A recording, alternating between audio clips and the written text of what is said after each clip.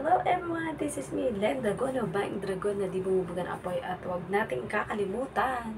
Babatiin ko lang ng happy wedding anniversary ang ating Sisi Rica or Mrs. Wangs at ang kanyang asawa. Siyempre hindi natin yan makakalimutan dahil after ng birthday ng asawa ko ng 26 ay 27 ay wedding anniversary ni Sisi Rica at ng kanyang asawa.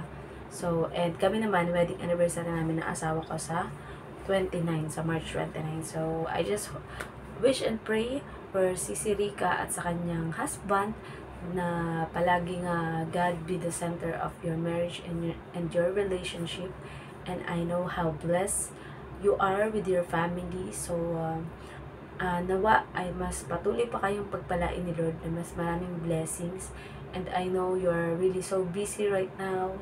But, ayan, lagi kayong bigyan ni Lord ng strength and matupad ang lahat ng mga pinapangarap para sa inyong pamilya. And ang ating Sisi Rica na yan ay napaka-matulungin, napakabait, and very generous.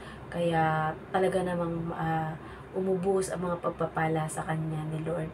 Ayan, so love you so much, Sisi Rica. And it's been so long that you have not doing the live stream in YouTube.